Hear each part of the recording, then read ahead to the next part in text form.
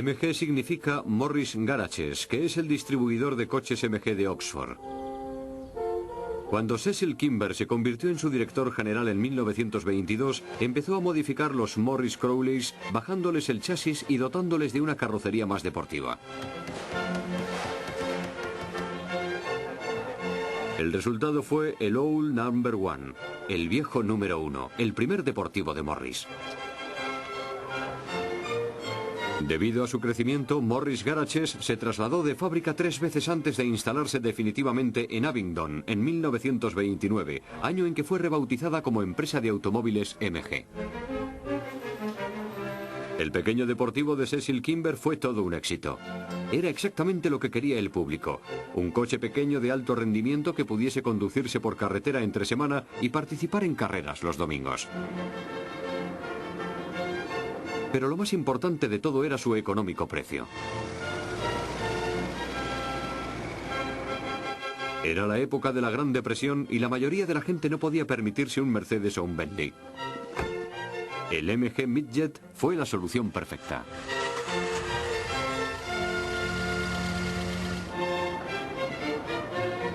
A pesar de su bajo coste, cada MG estaba fabricado a mano por artesanos cualificados. Todos los coches se probaban y se pintaban a mano antes de entregarse.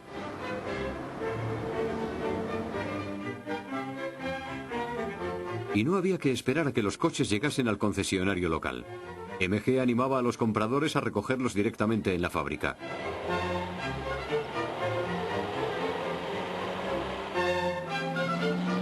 Desde allí muchos clientes se iban derechos a participar en rallies locales donde el pequeño coche demostraba su valía sobre los terrenos más duros.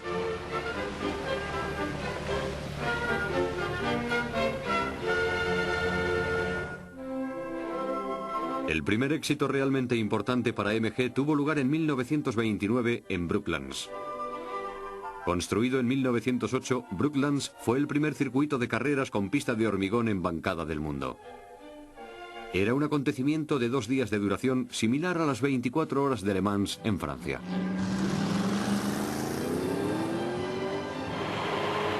En su primera salida, los MG derrotaron a los potentes Bentleys. A uno de los pilotos de los Bentleys se le oyó decir: "Nos han salido pulgas".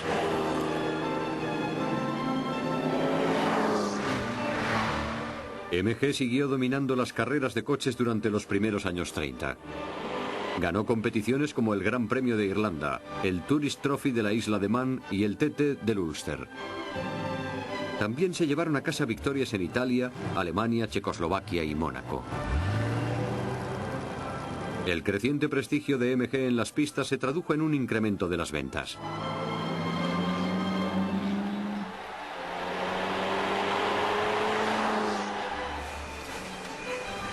Los aficionados a las carreras se pasaban a menudo por la fábrica para ver cómo se terminaban los coches y charlar con los hombres que los fabricaban.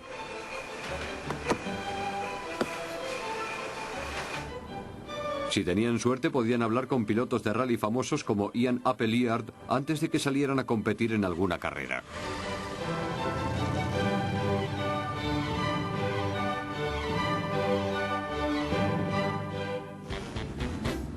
Los MG Midgets comenzaron a tener seguidores en Estados Unidos gracias a los hermanos Collier, herederos de un imperio de empresas de publicidad. Empezaron a organizar carreras en la finca de sus padres en Nueva York en los años 30. Construyeron una pista donde invitaban a sus amigos a las competiciones.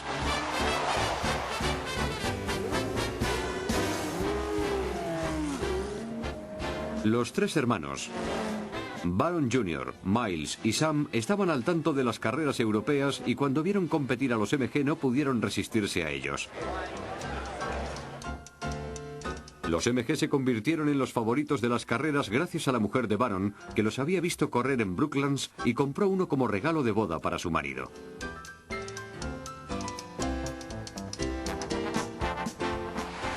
Los Collier y sus amigos se divertían tanto que fundaron un club, el Overlook Racing. Se pasaban los fines de semana compitiendo en carreras por la finca. Enseguida empezaron a organizar competiciones en pistas de carretera que montaban por toda Nueva Inglaterra.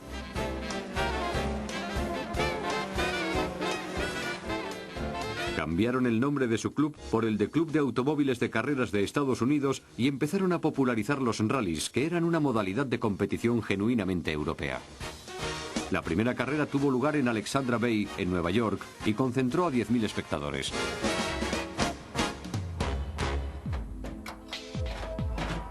En esa época, la empresa MG empezó a preocuparse por los récords de velocidad. Fabricó un coche especial llamado Magic Midget.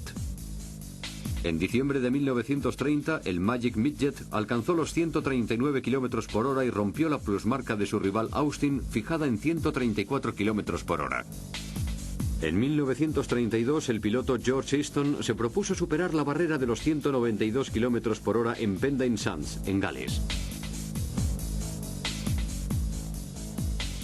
El capitán Easton nos describe su difícil intento de romper el récord. We found when we got there that the place was strewn with razor shells, and I had to get the assistance of the local schoolmistress to close her school and get the children out to collect all these razor shells in baskets, and that was done.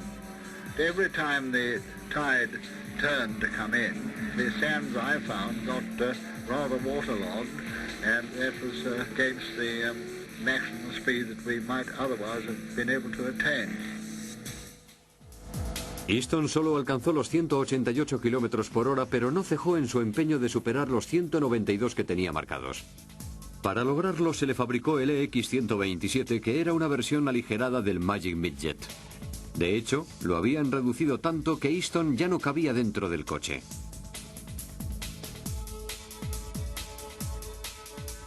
Le sustituyó el piloto Bart Denley, que por fin logró batir el récord. El coche llegaría a alcanzar los 224 km por hora en una autopista alemana antes de ser adquirido por Mercedes-Benz para su estudio.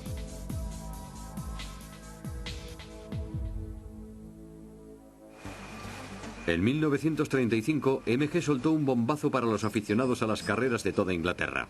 Iba a dejar de patrocinar su equipo de competición. Arguyó que ya había alcanzado su objetivo en materia de premios y velocidad. Ya había desarrollado adelantos suficientes para incorporar a sus coches de serie durante varios años. Y además, no le quedaba ninguna carrera por ganar.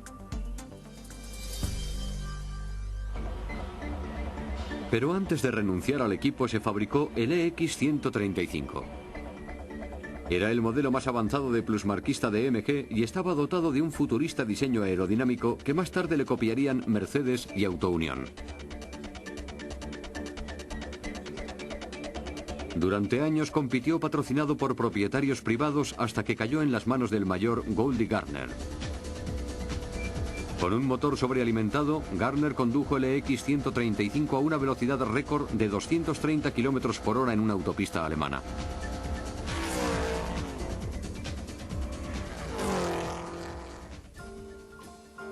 La fábrica de Abingdon también se estaba preparando para el futuro con el lanzamiento del MG-TA, el sustituto de la serie Midget.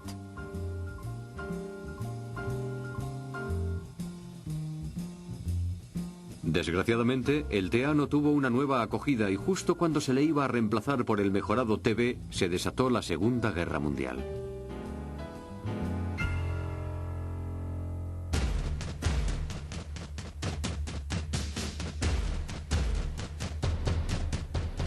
Cuando empezó la guerra en 1939, MG concentró toda su capacidad en la producción de armamento.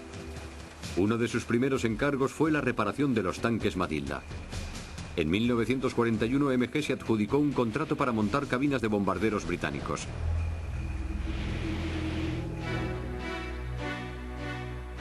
Al final de la guerra, Gran Bretaña tuvo que enfrentarse al difícil reto de reconstruir el país.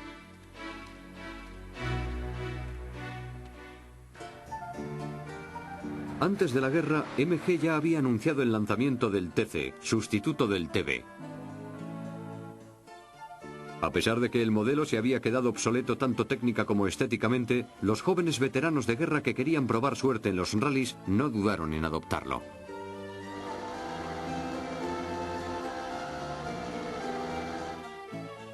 MG era consciente de que cuantos más coches exportase, más materias primas podría importar, e inició una campaña comercial internacional para obtener las codiciadas divisas.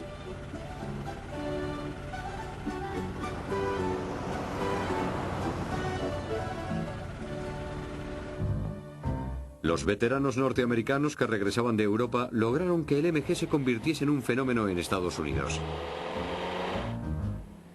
Algunos de esos jóvenes habían visto automóviles MG en sus viajes a ultramar y se habían enamorado de esos coches bajos y divertidos de conducir. El MGTC se hizo muy popular entre los pilotos estadounidenses.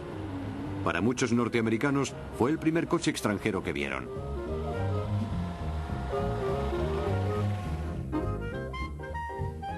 En la etapa posterior a la guerra no había casi coches nuevos en Norteamérica. Detroit había detenido la producción en 1942 para concentrarse en el esfuerzo de guerra. Los modelos que había disponibles eran coches familiares, grandes y aburridos.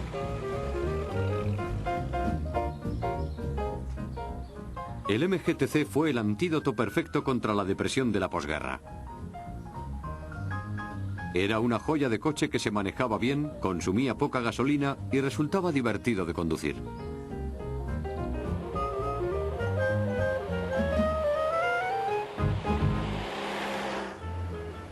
El mercado norteamericano era muy importante para MG.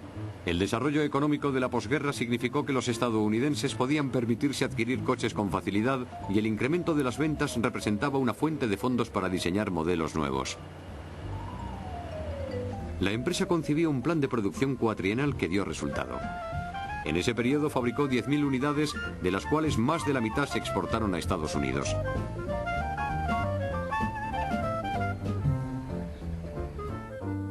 El éxito del MG desencadenó una avalancha de coches británicos en Norteamérica. Jaguar introdujo su XK120, un deportivo de serie que alcanzaba los 200 km por hora. Para los presupuestos más ajustados existía el Triumph TR2. Y para los entusiastas más acaudalados, Aston Martin disponía del deportivo más lujoso y atractivo que se podía comprar, el DB2. Todos esos modelos se habían desarrollado después de la guerra y tenían un aspecto decididamente más moderno comparado con el MG. MG siguió fabricando la serie T y sacó el modelo TD, que introducía pequeñas mejoras como la suspensión frontal independiente. Después vino el TF, que presentaba ligeras modificaciones cosméticas.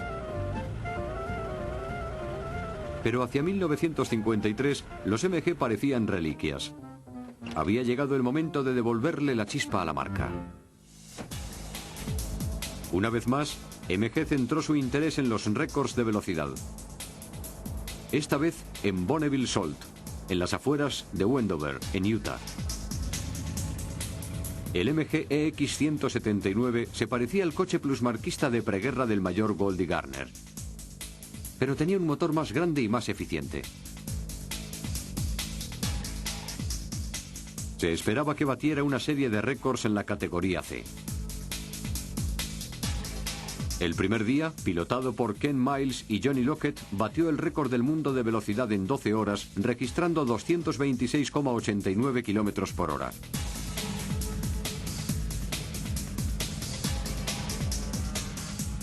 Al día siguiente, el equipo se propuso batir la plusmarca de velocidad en la categoría F.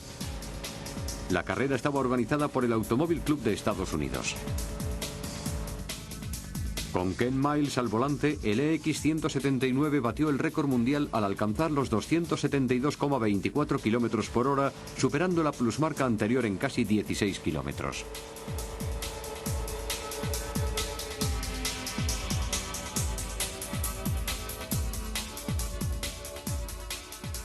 En solo 2 días, MG batió 16 récords internacionales y 47 récords de Estados Unidos.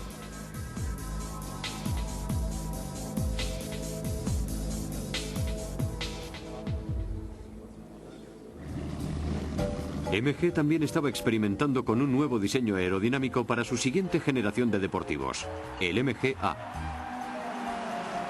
Eran unos coches muy atractivos que debutaron en 1955 en Le Mans. Estos prototipos de carrocería de aluminio terminaron en quinta y sexta posición y marcaron el inicio de una nueva era para MG.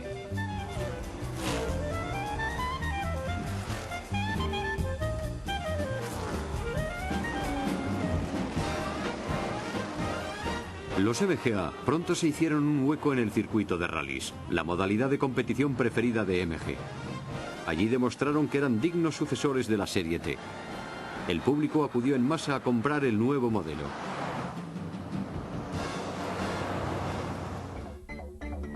Revitalizada por el éxito del MGA, en 1957 la empresa lanzó el EX181, que era el modelo de plusmarquista más avanzado que se había fabricado.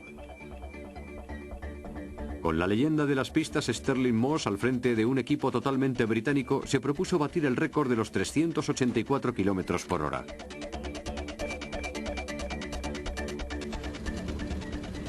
El EX181 estaba diseñado por un ingeniero de MG, Sid Eniver, y no se parecía a ningún otro coche. Eniver había sido el responsable del desarrollo del MGA y su experiencia con el aerodinamismo le ayudó a crear un coche con aspecto de proyectil que prometía convertirse en el modelo más veloz de MG.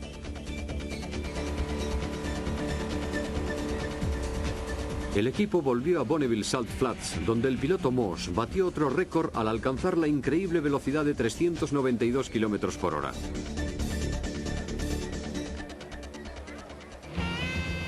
MG volvía a estar en la cima. Su MGA se vendía muy bien. En 1958 reforzó el modelo con una versión de doble árbol de levas. Dirigido a los aficionados de fin de semana, alcanzaba una velocidad máxima de 184 km por hora, pero carecía de un interior cómodo. Eso lo solucionó el modelo posterior, el MGB, que salió al año siguiente.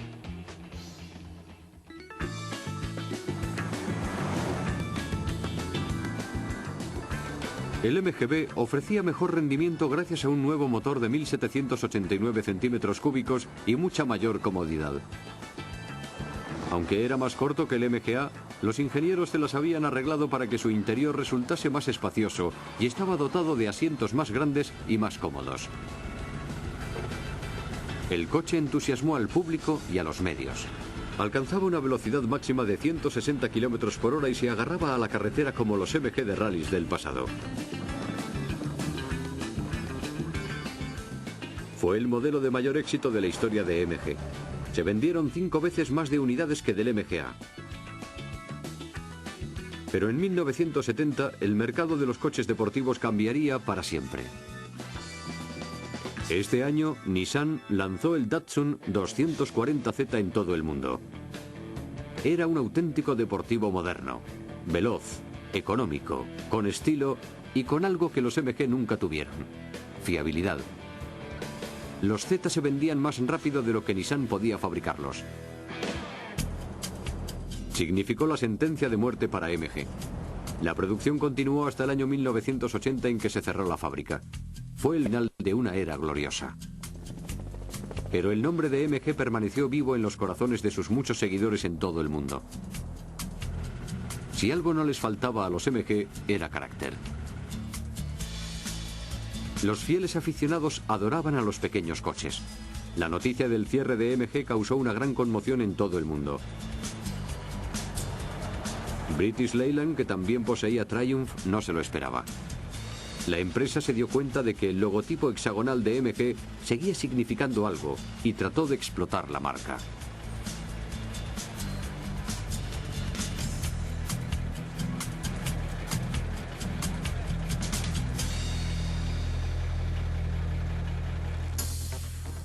El resultado fue la serie Metro, lanzada en 1981. Eran unos coches de tracción delantera que guardaban poco en común con las series anteriores de MG. Se parecían más a un Mini que a un MG, pero sin embargo, resultaron bastante populares.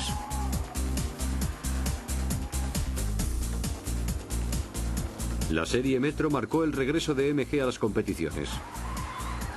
El Metro 6R4 tenía una potencia al freno de 400 caballos.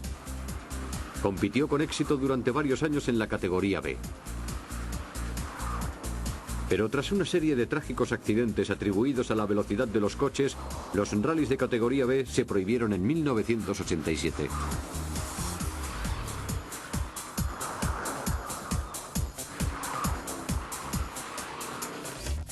La serie Metro continuó vendiéndose bien, pero los verdaderos seguidores de MG esperaban que un nuevo deportivo descapotable les conquistase el corazón.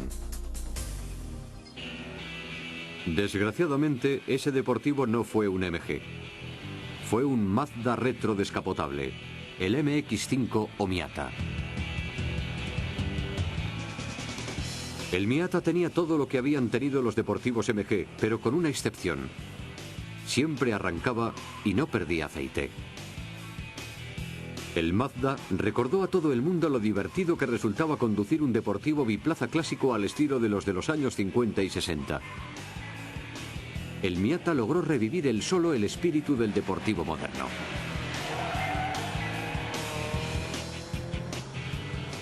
Jaguar se sumó a la tendencia con el nuevo XK descapotable que recordaba al XKE clásico. Y Porsche sacó el Boxster.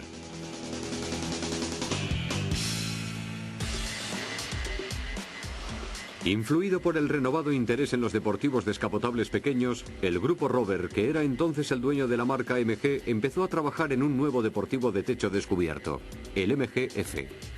El nuevo coche estaba dotado de tracción trasera y un motor de 1789 centímetros cúbicos de diseño británico, con una potencia al freno de 118 caballos. Alcanzaba una velocidad máxima de 200 km por hora y aceleraba de 0 a 100 en 8,5 segundos.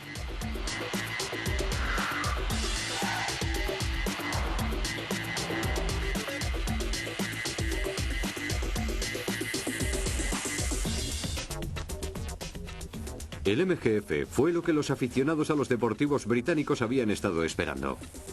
Estaba dotado de los últimos avances técnicos a la vez que conservaba el encanto clásico de MG.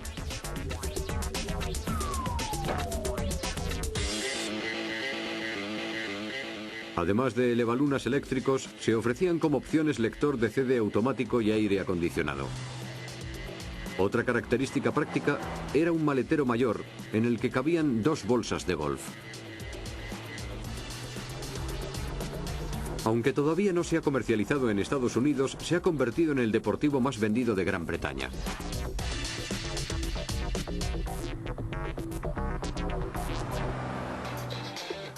MG había vuelto. En 2000 amplió su línea con 3 nuevas berlinas deportivas: los MG ZR, ZS y ZT. Eran modelos que proporcionaban a aquellos conductores que necesitaban un asiento de atrás la misma emoción al conducir que el popular MG-F. La empresa, que nunca fue célebre por disponer de una amplia variedad de coches, tenía por fin modelos para todo el mundo. Aunque Rover resultó vendida y después vuelta a vender, parecía que MG superaría todos los obstáculos. MG ha abarcado una gama que va desde ágiles coches deportivos que hechizan a medio mundo a automóviles de carreras plusmarquistas mundiales.